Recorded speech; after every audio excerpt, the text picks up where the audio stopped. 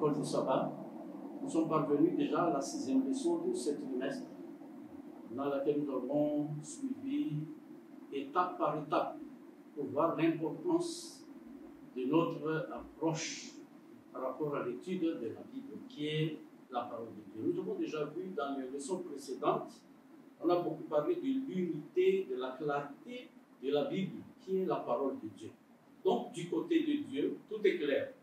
Mais à nos côtés, nous, les êtres humains, nous devrons étudier. C'est pour cela la leçon numéro 6 parle de l'interprétation de la Bible. Pourquoi l'interprétation est-elle nécessaire? Pourquoi il ne suffit pas seulement de lire?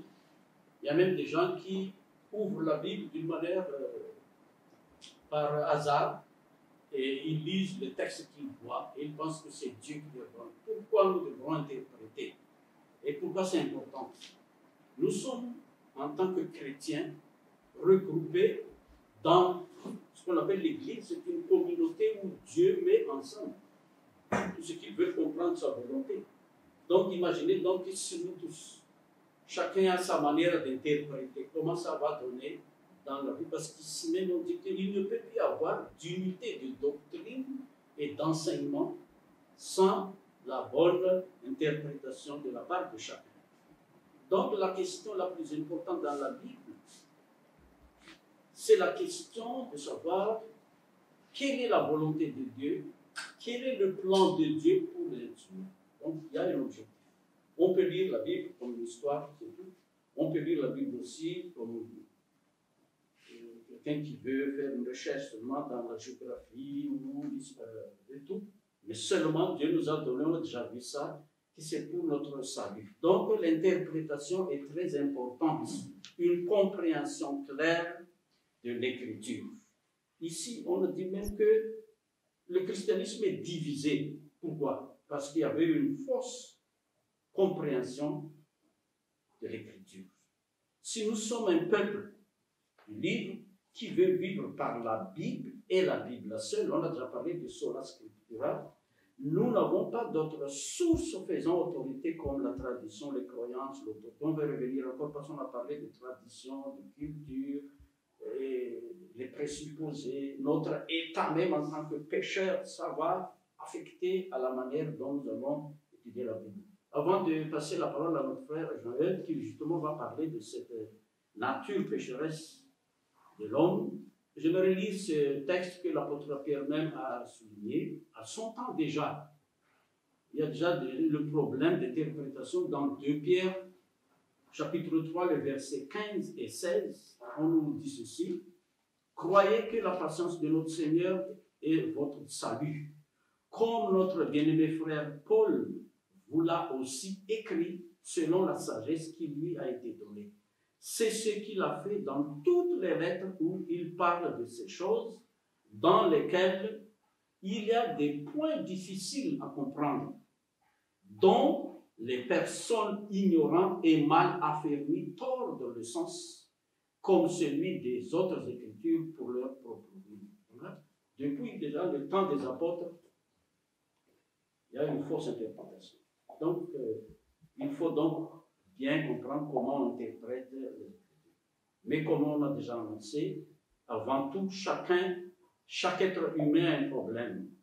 C'est que le frère Joël va nous parler, qu'est-ce qui pourrait nous affecter dans cette interprétation pour comprendre la volonté de Dieu. Je pense que, comme vous l'avez dit, depuis même les apôtres, il y a eu cette problème d'interprétation dans des textes qui sont écrits par des hommes de la part de Dieu. Et donc, si Dieu parle effectivement, comment comprendre sa parole et comment appliquer cette parole-là à nos vies ou bien dans la vie de toute une communauté. Je pense qu'il peut y avoir effectivement des problèmes de compréhension qui sont liés peut-être au texte lui-même, mais il y a aussi la nature pécheresse qui y joue, la nature de l'homme. Et l'homme, effectivement, est de nature pécheur, parce que, comme l'a dit David, c'est donc le sein maternel même que nous avons contacté dans les gènes du péché. Et donc, ce péché-là, effectivement, nous empêche de voir Dieu dans sa globalité et dans toute sa beauté. Il y a donc des éléments comme l'orgueil, L'orgueil, effectivement, sentiment de sentir suffisant, de sentir fort ou bien assez équipé pour pouvoir écouter la parole de Dieu. Donc, il y a aussi donc, la tromperie de soi, ou encore donc, la duplicité. C'est de pouvoir se dire que je connais, ou bien je sais tout, donc je n'ai pas besoin d'autres personnes, donc pour d'autres sources, même de Dieu lui-même, pour m'aider à comprendre sa parole. Il y a aussi donc le doute.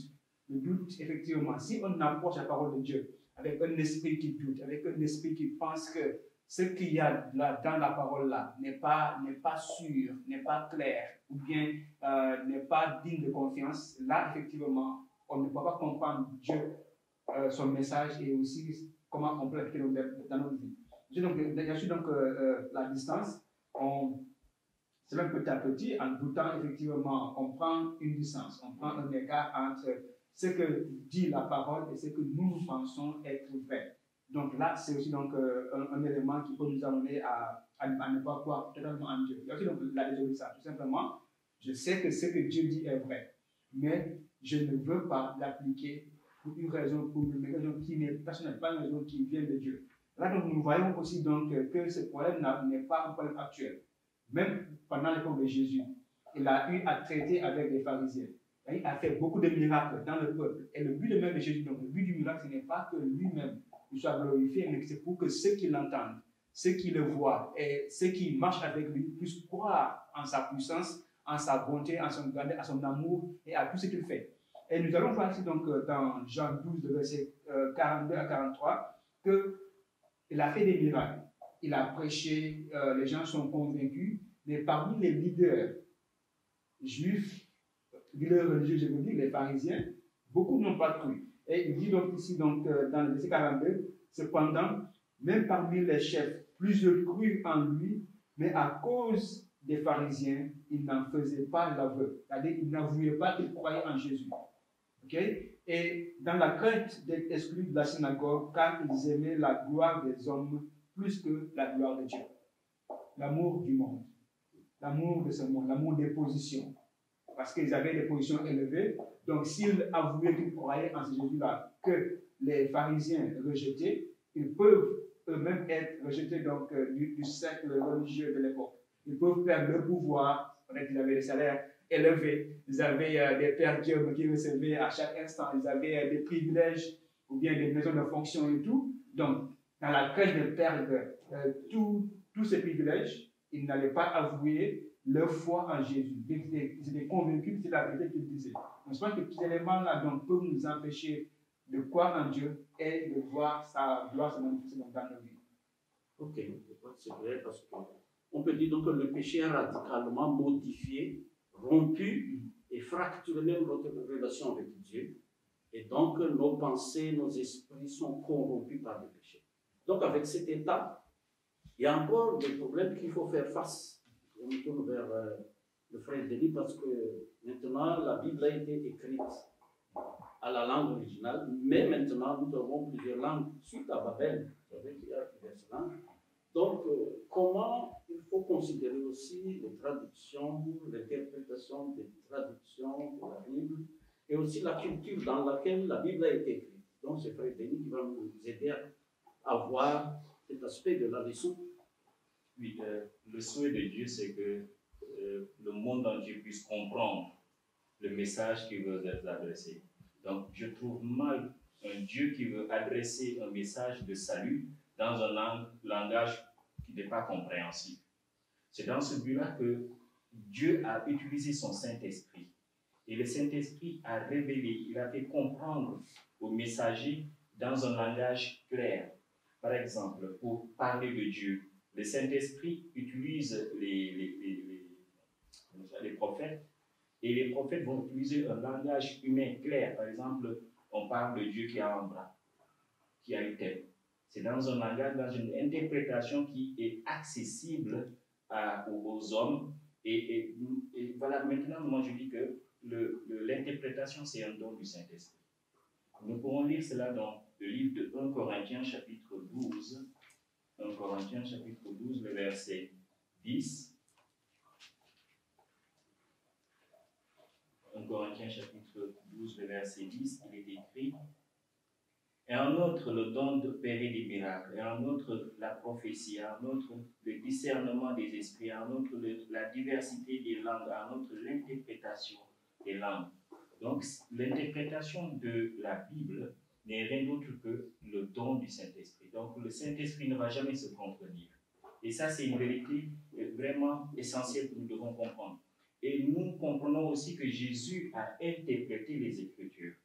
Il n'est pas allé à l'opposé de ce que les Écritures ont révélé. C'est vrai que la Bible a été écrite dans une langue originale, mais cette langue est traduite aujourd'hui pour nous en français, mais ça n'a pas, la traduction n'est pas à l'opposé de ce que la Bible originale, dans la langue originale, nous est donnée. Donc, je vais lire ici, nous n'avons pas besoin de connaître la langue originale pour être en mesure de comprendre les vérités cruciales révélées dans l'Écriture, même si cette connaissance linguistique pourrait être bénéfique. Aujourd'hui, c'est vrai, il y a des gens qui ont étudié la langue hébreu pour essayer de mieux comprendre le langage de la Bible. Mais ce qui est sûr que toute interprétation doit être éclairée par le Saint-Esprit. Et c'est à cela que je voudrais juste dire maintenant pour la culture, la Bible et la culture, nous devons comprendre que la Bible a été écrite dans la culture hébraïque. Bien que Paul a eu à voyager à Athènes, c'est dans Actes chapitre 17 qui nous relate le voyage de Paul à Athènes, mais arrivé là-bas, il a tenu compte aussi de la culture, comment on appelle ça, grecque. Et là, il a affirmé quelque chose qui est une vérité fondamentale. Nous sortons tous de même sang. Bien que la culture grecque enseignait cela, mais Paul s'est appuyé dans cette culture-là pour révéler une vérité biblique et qui est fondamentale. Et là, c'est que nous pouvons comprendre aussi que bien que nous avons tous un seul Créateur, mais aussi nous avons tous un seul besoin, c'est d'être sauvés. Et Paul s'est appuyé sur ça pour leur faire comprendre que nous avons un seul Créateur, mais aussi nous avons tous un besoin, c'est d'être sauvés par Jésus-Christ. Et nous devons aussi tenir compte de nos cultures aujourd'hui, mais la Bible s'adresse à nous tous dans un langage qui est accessible. Voilà. Et bien, donc, à cause de cette traduction, toutes les générations et chaque tribu, chaque pays, c'est pour cela dans l'Apocalypse, on dit qu'il faut prêcher l'évangile à toute tribu, toute langue. Et on nous dit même ici que le même principe, c'est-à-dire interpréter l'Écriture par rapport à la culture dans laquelle elle a été écrite, le même principe s'applique aux vérités de la parole de Dieu, bien que la Bible ait été écrite il y a longtemps. Dans la culture que mon frère vient de dire, les vérités qu'elle contient sont aussi pertinentes pour nous qui vivons dans les derniers temps, tout comme elles l'étaient pour les premiers destinataires. Voilà, donc il faut bien tenir cela. Mais maintenant, nous savons tous que Jésus même, il a, disons, été obligé d'interpréter l'Écriture. Il a prêché, il a enseigné, mais vu que les disciples même qui étaient avec lui n'ont pas pu comprendre, juste à la résurrection. Et il était obligé d'interpréter et expliquer depuis Moïse. Parce qu'on dit qu'il y a un problème aussi, frère Joël, parce que dans la leçon, d'ailleurs c'est la première partie de notre leçon de cette semaine, quel est ce problème qui même a empêché même les disciples de comprendre? C'est ça, ça pourrait nous toucher aussi en tant qu'étudiants de la parole. Je pense qu'on ne vient pas à Dieu avec une tête vide. Chacun vient à Dieu avec une connaissance qu'il a acquise de par son expérience. On l'a vu dans les semaines passées, de par ses connaissances intellectuelles, de par sa culture, ou bien de par quelque chose qu'il a acquis au courant de sa marche. Et donc, tout cela fait que l'homme vient à Dieu avec des présupposés. Donc, il vient à Dieu avec une connaissance qui, selon lui, est correcte. Donc, cette connaissance-là, elle peut être effectivement une entrave à l'application de la parole de Dieu. Donc, les présupposés, c'est que donc, moi je croyais, parce que les disciples ici, ils croyaient en un Messie, un roi qui allait les délivrer de l'esclavage romain. Maintenant, Jésus-Christ est venu, oui, c'était effectivement le roi des rois, c'était le Seigneur. mais il n'était pas un roi comme un roi terrestre, c'était un roi céleste qui était venu délivrer l'homme du péché. C'était effectivement le plus grand esclavage auquel l'homme pouvait peut-être assujetti. Donc Jésus a délivré l'homme de cet esclavage-là. Mais eux, ils voulaient un roi qui les délivrer d'un monde terrestre. Donc là, ils avaient un présupposé effectivement sur la parole de Jésus qui était différent de leur croyance, effectivement, ou bien de la parole de Jésus. Mais quand ils ont vu que Jésus était mort, ils étaient tristes parce qu'ils ne croyaient pas qu'un Messie comme Jésus devait mourir cette mort-là sur la croix encore plus. Donc Jésus devait donc maintenant leur expliquer, leur enseigner sa parole, qu'ils puissent mieux le comprendre et savoir que les principes qu'ils avaient étaient tous basés sur des faussetés. Donc seul Jésus-Christ, le roi de l'univers, qui était venu délivrer l'homme à travers pour le péché, pouvait les sauver et les établir dans la vie éternelle. Dieu allait enseigner. Il a pris donc depuis la Genèse jusqu'au dernier livre pour leur expliquer point par point tout ce qui le concernait. Donc je pense que normalement nous avons besoin donc de laisser de côté nos présupposés, quels qu'ils soient, et d'aller à Dieu avec humilité et avec un sens de petitesse, comme Jésus l'a dit. Donc il faut que tu sois comme des petits enfants pour accéder au royaume de Dieu. Donc je pense que c'est important pour Dieu cette mentalité-là de petits enfants pour comprendre les vérités divines que Dieu veut nous révéler. C'est très important parce que ça nous aide à comprendre maintenant notre attitude avant d'aborder l'étude de la parole de Dieu. J'aimerais lire ce texte que j'aime beaucoup dans la partie du vendredi à tout le monde. C'est vrai que c'est un livre qu'on a écrit pour la jeunesse, mais c'est pour tout le monde, tous ceux qui veulent apprendre et étudier la Bible. Là, on nous dit que la parole donne de l'intelligence à l'humble chercheur qui s'assied au pied du Christ pour recevoir de lui la vérité. Donc c'est ça notre objectif principal. Et en plus, il dit à ceux qui se croient trop sages. On a parlé tout à l'heure de ce présupposé. Pour étudier la Bible, Christ dit si vous désirez devenir sage à salut, devenez doux et humble de cœur. Voilà donc le principe.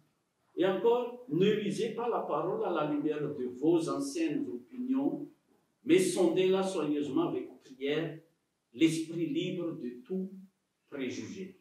Mais si au cours de vos lectures, une conviction se produit en vous, si vous voyez que vos opinions ne s'harmonisent pas avec la parole, ne cherchez pas à mettre la parole en accord avec vos opinions, mais accordez plutôt vos opinions avec la parole.